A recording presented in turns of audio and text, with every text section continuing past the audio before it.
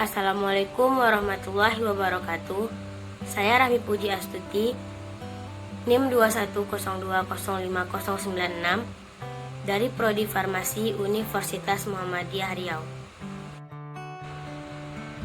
Di sini saya akan menjelaskan materi tentang metode isolasi solid phase extraction atau biasa disebut dengan SPE.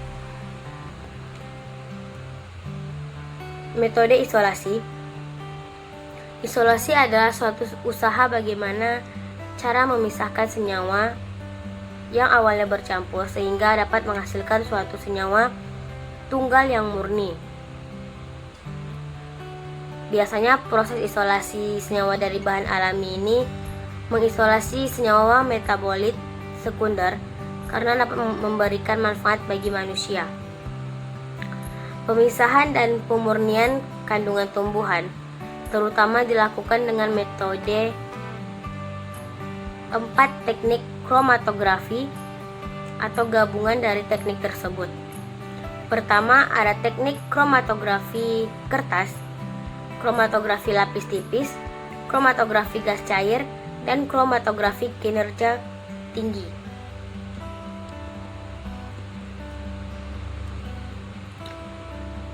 Lalu definisi SPE, Solid Phase Extraction. SPE adalah suatu proses pemisahan yang digunakan untuk memisahkan senyawa-senyawa dari suatu campuran, memanfaatkan sifat fisika dan kimianya.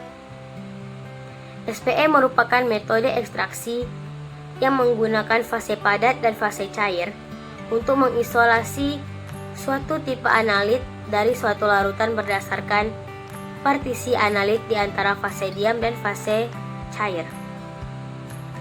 SPE merupakan metode ekstraksi fase padat yang dapat digunakan untuk analisis pemisahan, purifikasi sampel dalam bidang industri farmasi. Lalu keunggulan SPE ini ada 3. Pertama, proses ekstraksi menjadi lebih sempurna. Lalu pemisahan analit dari matriks menjadi lebih efisien. Lalu dapat mengurangi pelarut organik yang kita gunakan. Serta kerugiannya yaitu banyak jenis cartridge atau berisi adsorben tertentu yang beredar di pasaran dan susah untuk standarisasinya untuk penggunaan vakum. Optimasi prosedur SPE tidak selalu sederhana dan adanya absorpsi yang bolak-balik pada pengerjaan SPE tersebut. Prinsip kerja SPE ini yaitu analit ditahan pada medium SPE dengan melewatkannya ke dalam cartridge dengan pelarut yang kekuatan elusinya rendah. Kemudian dicuci dengan pelarut lain yang kekuatan elusinya rendah dan terakhir dielusi dengan pelarut yang kuat dalam volume yang kecil. Masuk pada prosedur SPE, Solid Phase Extraction. Yang pertama, menurut Keil and Hens, terdapat 4 tahap utama dalam prosedur SPE ini. Yang pertama adalah pengkondisian, yaitu cartridge dialiri dengan pelarut sampel untuk membasahi permukaan sorben dan untuk menciptakan nilai pH yang sama.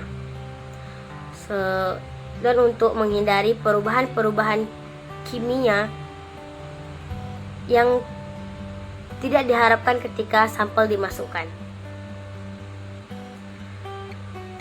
Lalu yang kedua ada retensi atau tertahannya sampel tersebut. Larutan sampel dilewatkan ke dalam cartridge baik untuk menahan analit yang diinginkan, sementara komponen lain terelusi atau untuk menahan komponen yang tidak diinginkan, sementara analit yang diinginkan dapat terelusi.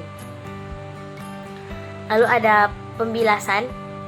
Tahap ini untuk menghilangkan semua komponen yang tidak tertahan oleh sorben selama proses retensi. Lalu yang terakhir ada elusi. Tahap ini merupakan tahap akhir untuk mengambil analit yang diinginkan dari proses SPE tersebut. Masuk kepada kromatografi cair. Lalu masuk pada materi kromatografi cair atau biasa disebut dengan LLC. Kromatografi cair adalah teknik yang sangat tepat untuk digunakan memisahkan ion atau molekul yang terlarut dalam suatu larutan. Apabila larutan sampel berinteraksi dengan fase stasioner, maka molekul-molekul yang ada di dalam berinteraksi dengan fase stasioner tersebut. Namun interaksinya berbeda dikarenakan adanya perbedaan daya serap, pertukaran ion, partisi, dan ukuran.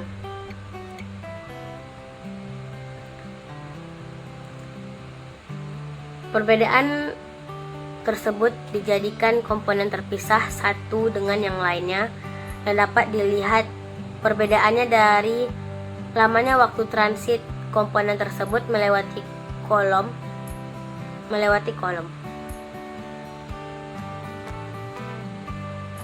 Jenis dari kromatografi cair ini ada kromatografi fase terbalik, yakni alat analitikal yang kuat dengan adanya perpaduan sifat hidrofobik dan juga rendahnya polaritas fase stasioner yang terikat secara kimia pada padatan inner seperti silika.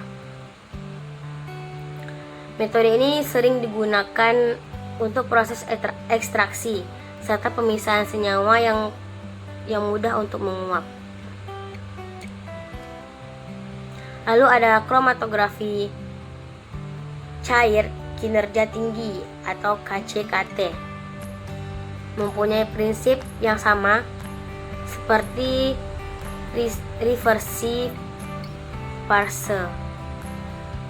Namun metode ini digunakan tekanan dan kecepatan yang tinggi pada kolom yang digunakan dalam HPLC lebih pendek serta mempunyai diameter yang kecil. Lalu masuk pada size exclusion chromatography yang dinamai dengan gel permetation atau filtration chromatography. Lalu ia sering digunakan untuk memisahkan dan memurnikan protein. Metode ini tidak dapat menambahkan berbagai jenis penyerapan dan sangat cepat. Perangkat kromatografinya menyerupai gel berpori yang bisa memisahkan molekul besar dan molekul yang kecil. Lalu kromatografi pertukaran ion.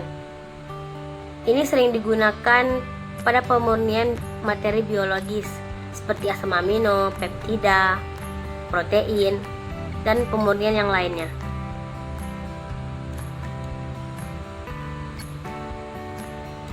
Pemisahan yang menggunakan metode ini sangat selektif sebab biayanya murah dan kapasitasnya juga bagus. Dan metode ini sering digunakan pada awal proses kromatografi. Sekian penjelasan singkat dari saya. Assalamualaikum warahmatullahi wabarakatuh.